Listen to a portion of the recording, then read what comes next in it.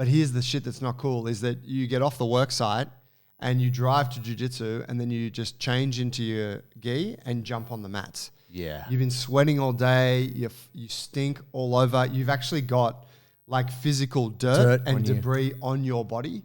You are not, it's not the right thing for you to be jumping into a full contact sport. No. You got to have a fucking shower. Ladies and gentlemen, welcome to another Bulletproof for BJJ podcast. BJJ Hygiene crimes. Grossness, foulness, poor behavior.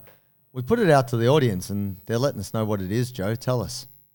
So I put it out on the Instagram. We got one of those broadcast channels, the random us. As you do. And I put it out to the people. I already had some of my own that I wanted to talk about. I thought, what do the people got to say about this? And they added in some really good ones. Okay.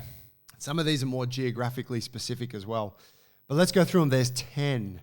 Now, this is strictly hygiene. So this is not, your attitude. This is not how you train. This is just showers and keeping yourself tidy, bacteria, and all that shit. Yes, sir. First is dirty, long fingernails. Oh, God. So there's two parts to that, right?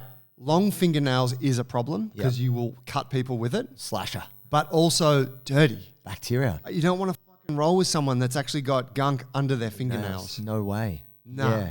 And look, I think unless you've been a victim of it, unless you've been cut by someone's fingernails. Unless you've been fingered in the mouth by someone accidentally. Like it happens, right? I was like, I was attacking the back sometime, and I know I put a finger in someone's mouth. Sorry, bruh. Joe's like, the real choke. But it happened, like they end up everywhere. Yeah, look, Everywhere. I've been cut, and actually what's worse is getting cut by a toenail. You're trying to pass guard, and you kind of cop a bit of an upkick, and you're like, it's a razor blade. You get a little sting, and you go, I'm bleeding? Yeah. It's like Bruce Lee, you're like, go mental, pass that guard. And look, I think the thing that people are probably underestimating, it's not just like, oh, you get a little cut. It's you get a skin infection or you got a fungal growth. Or you got a wound you got to try and keep covered now for the next 3 weeks because it won't close. Running on and off the mat because you're bleeding, which is just, it's not just like a hygiene issue for everyone else. It's just inconvenient. Like it's just, you can't train properly. So you're not being a good training partner by doing that to people. And if it's not something you've considered, we have touched on this before, always be packing nail clippers. Yep. Just have them in your training bag. And the big takeaway on this one is you have permission to go and buy some nail clippers, maybe a little file, I don't know, a fucking thing to scrape on. Like everyone's got different shaped nails, right? Some people got more space under them, blah, blah, blah. But having a process around looking after your fingernails every week is something you need to do. Yes, sir.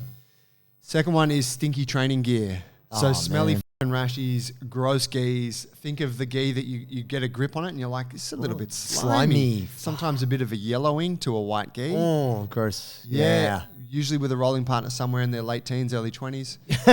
Well, let's not hate on the young people. I know some gross older folks who are just like, but it was just morning class. I didn't sweat much. You're like, dude, that's a bullshit call. Yeah, I just hung it out in the sun. You're like, and why is it still wet? Bitch, it's been raining all week. Like, it's a joke. And here's the thing. I have made that mistake. And it wasn't even that for the hygiene of my partners. Doing the double gi wear is what's going to give you staph. Like, the amount of bacteria that's just growing in that gi. And you're getting fabric. Specifically, gis probably more than rashies. But rashies can hold the stink. Dude, rashies build up over time, don't they? They do. And it's, the thing is this, it's abrasions. You're getting microdermal abrasions. You're literally getting grazes and it's forcing bacteria into your skin. And this is fucking gross.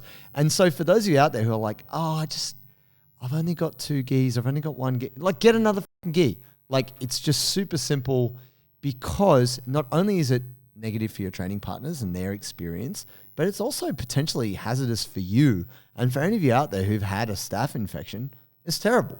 And you don't want to experience that. You don't want anyone else to experience that.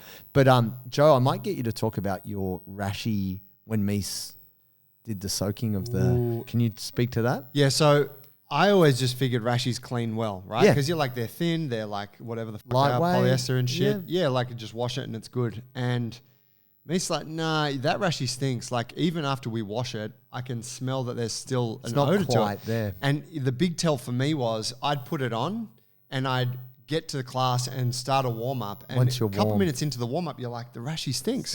Yeah. And it's almost, and basically there's like Heat activated. Yeah, it's heat, right? There's bacteria that's living in there and it's been activated now. So I'm not even sweating yet, but the smell's there. So she soaked it. She's like, well, soak this. I think she used nappy sand. Nappy sand, Yeah, or Aussie like classic. Some kind of like clothes soak thing.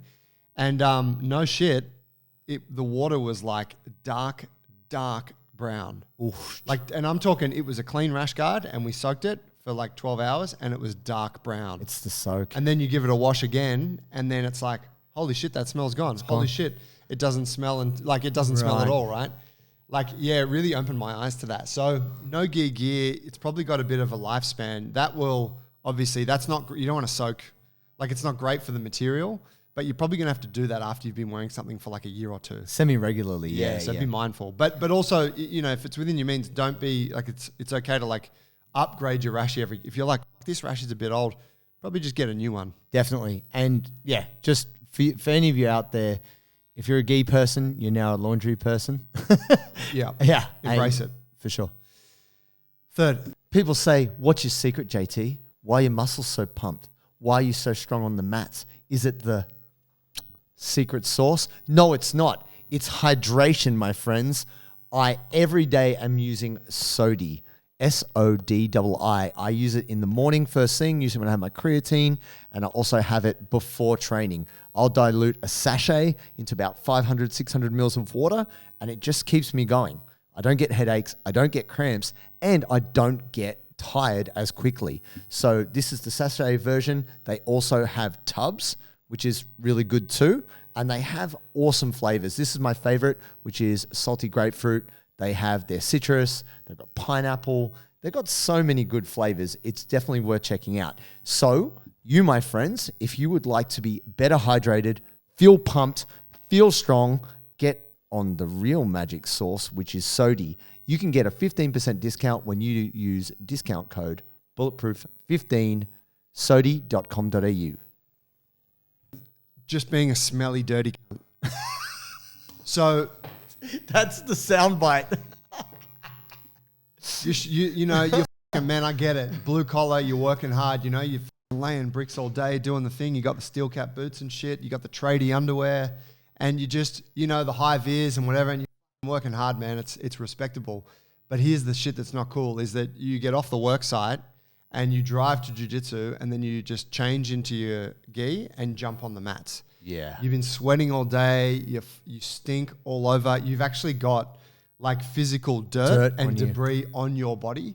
You are not, it's not the right thing for you to be jumping into a full contact sport. No. You got to have a fucking shower. Yeah, do it. Definitely do it. And I do remember having someone sit on top of my head to Kimura me in the north-south and getting a real whiff of that crack. Ooh. Like just turning my head to the side and be like, that ass. Yeah, almost tapping to the stench more than anything. And it's like, this person has not washed their ass all day and they're sitting on my fucking face. Yeah. Like, come on, man. Like, it's just bad practice. Well, that brings me to point 4, which is kind of more specifically, your ass stinks and you stink like piss. Well, let's, okay, amazing. I love this. Hang on, let's rewind. So I'm putting it out there right now, life hack for those of you out there, because sometimes it's tough. Sometimes you haven't got time and maybe your gym doesn't have a shower. What are you going to do? Baby wipes, my friends. Hygiene wipes, bottle of water and a towel.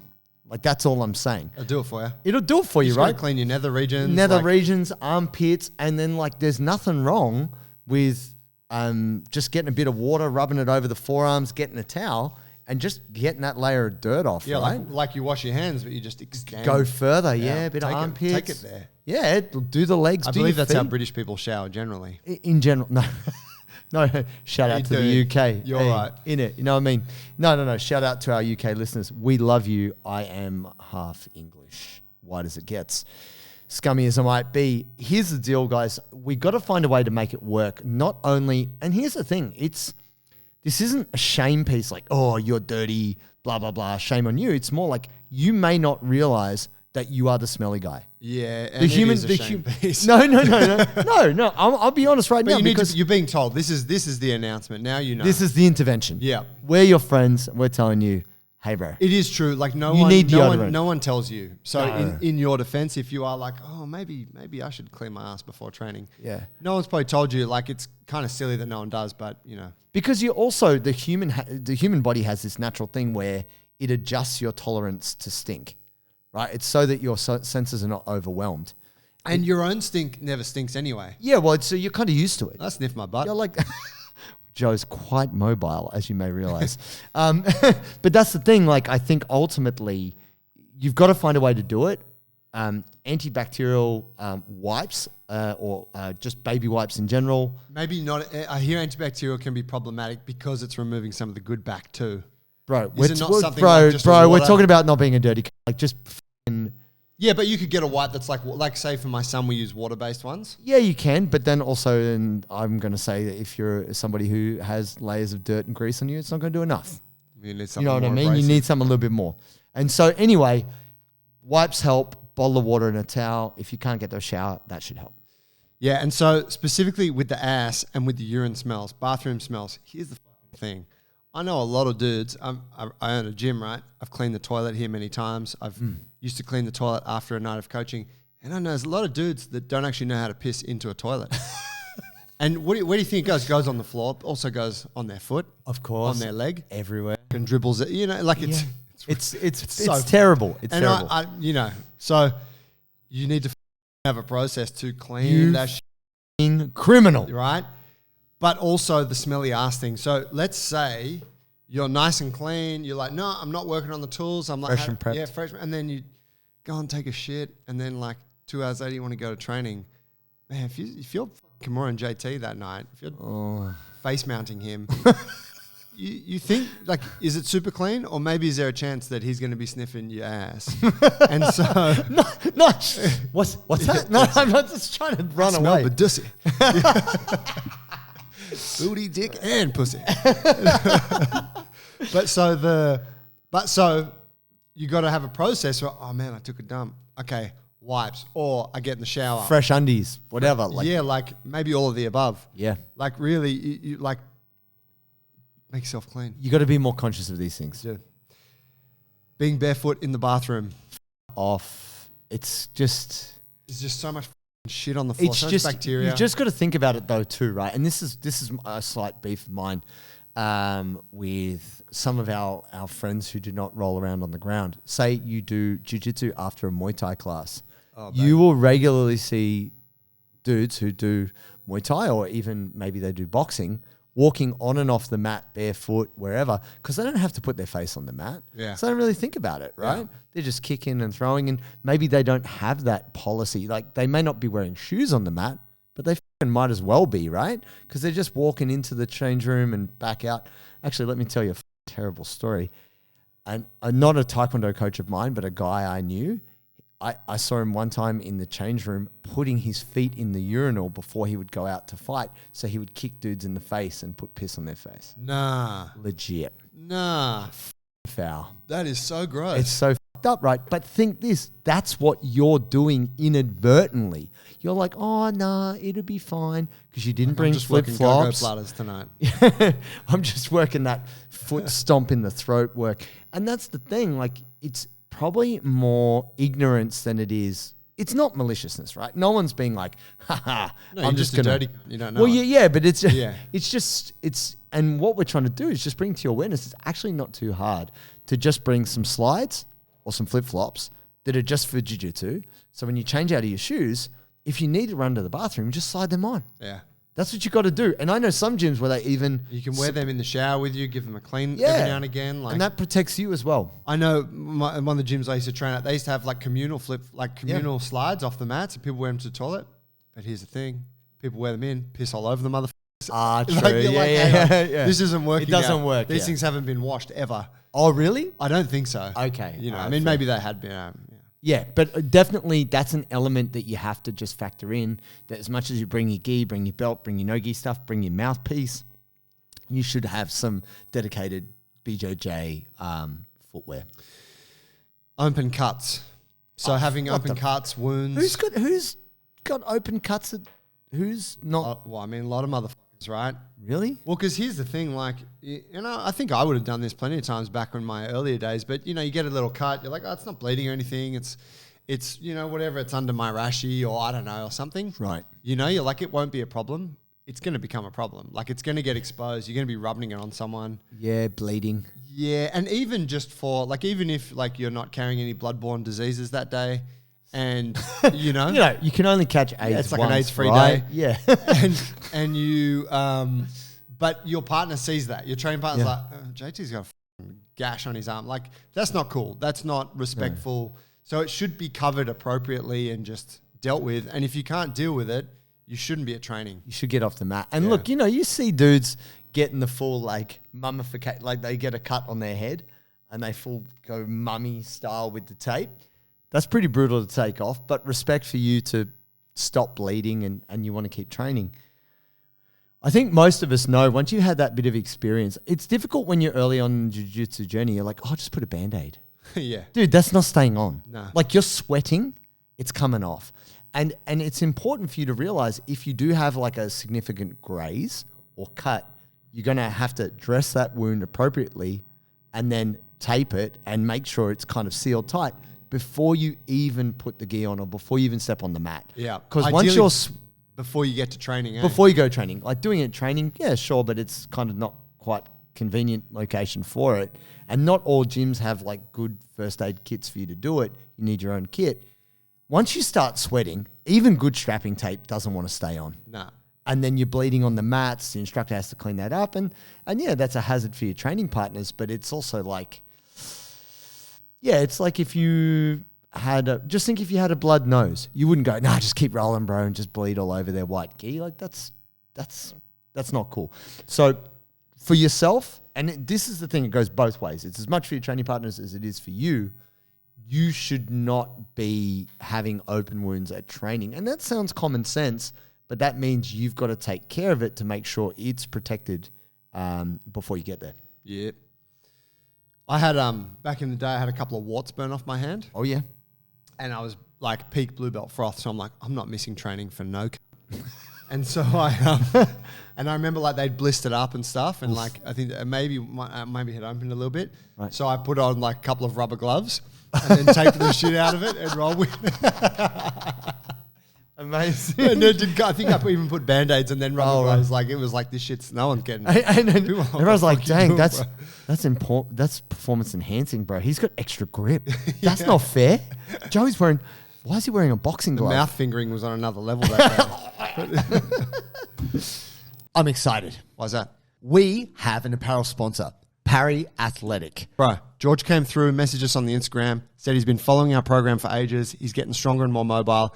And he's got this cool gear company called Parry, and he wants to send us some stuff. And he told me that his mission was to create the best pair of training shorts ever. Yeah, he wanted something that he could lift and roll in, and that could accommodate thick, muscular thighs and hips. And that suits us. Speaks to us. Also, what I like is I love the colorful design. It actually looks really cool. I am the most colorful dude on the mats these days, hands down. I think the thing that I've loved about it is just it feels good. It feels good. It looks good.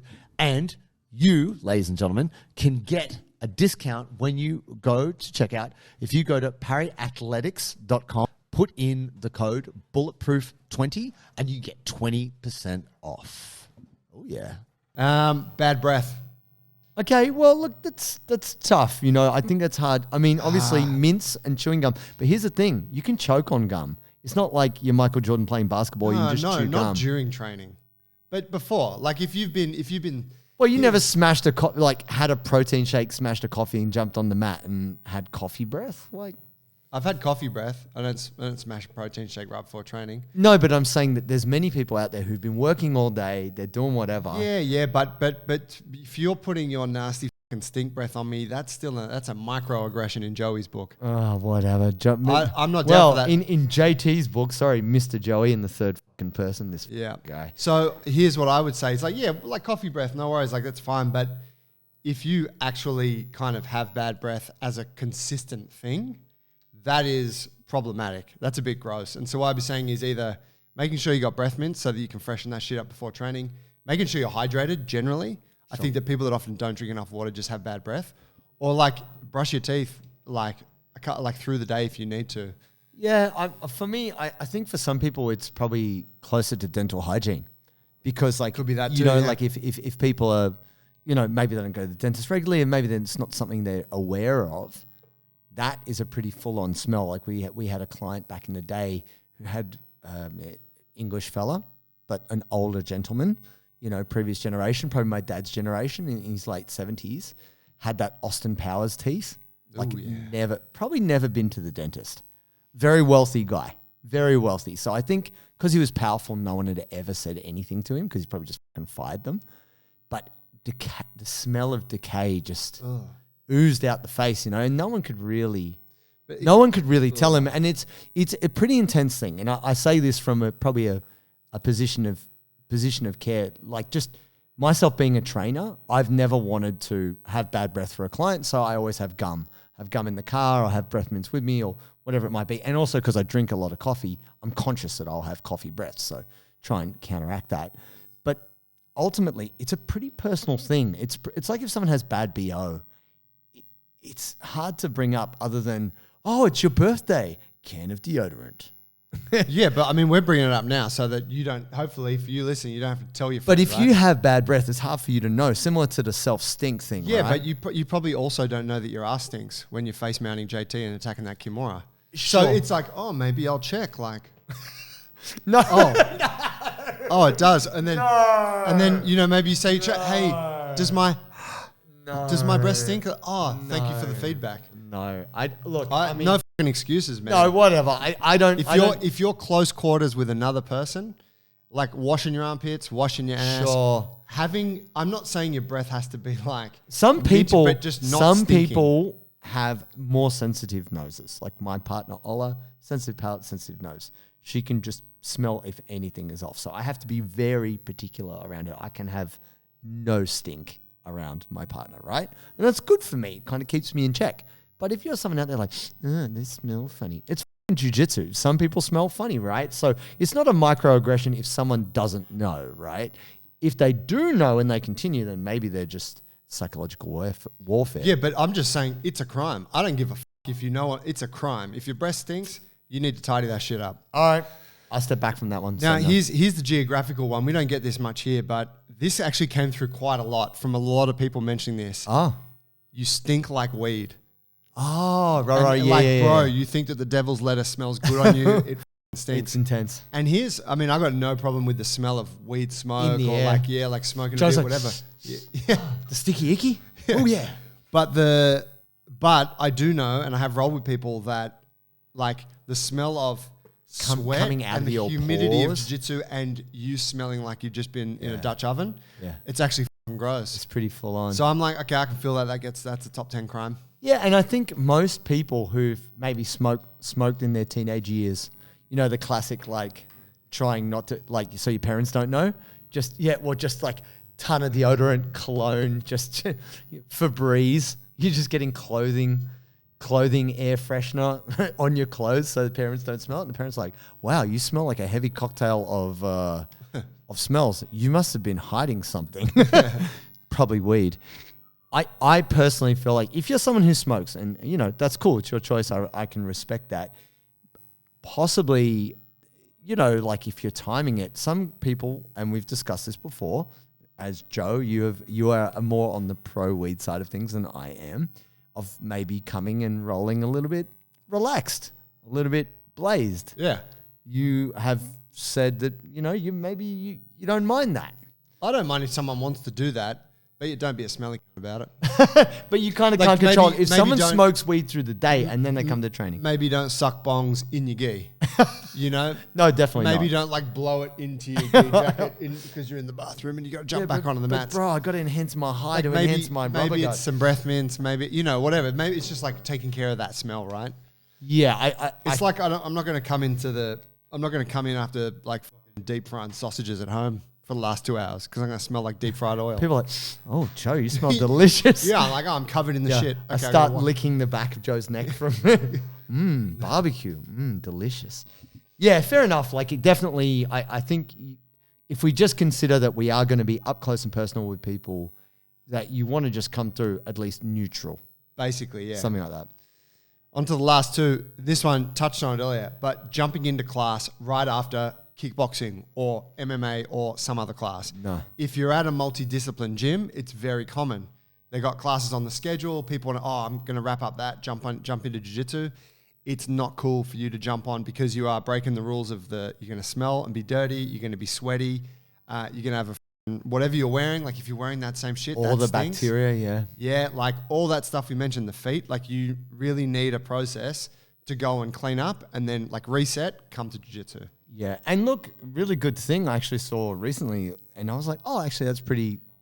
I actually, it's a practice I've started to adopt. Actually, James Smith had done a class, and then once he'd done the class before open mat, he went and got changed, and he put on like new rashy new shorts. Yeah, to just get the grossness off him. Yeah, so he could keep training for another hour, but be cleaner. And I was like, oh, that's actually. That makes should be lot a of sense. standard, shouldn't it? Yeah, it should Even be though good. I've broken that rule many times. Yeah, we all have. Yeah. And that's the thing. You got to know that when you're early in the jiu-jitsu journey, people won't tell you this shit. You know, you know, they just avoid you because like, oh, you're a gross guy or whatever. But the truth is, these things occur. We've all made mistakes. But it's as to whether or not you keep making these mistakes. That's right. Now that you know, it's like when I met that Muslim guy at Anytime Fitness, I commented on this guy's beard. He had a beautiful beard. Immaculate. And then I asked him and I said, are you of the Islamic faith? He said, yes, I am, brother. And he said, are you like something? And I was like, no, I don't really know too much about it. And he said, let me give you this DVD. And he gave me a DVD. This is all just from the comment about the beard. Yeah, yeah. And then I said, what is it? He said, oh, it's one of our people, like a sermon. Like, talking about it, yeah. And I said, oh, dude, I'll check it out. But, just so you know, like, I'm not really a man of faith. I'm interested to know. Yeah. And he said, well, probably better you don't watch it because when the judgment day comes, if you were told but you didn't follow, you're going to be in trouble. And I was like, damn, okay. Wow. Well, actually, it was kind of... I never watched it. Oh, well, you're safe. Yeah. Sinner. We're good. But I think that's the thing. Yeah, if you know better, you got to do better. Got to do better. Here's the last one, rocking up sick.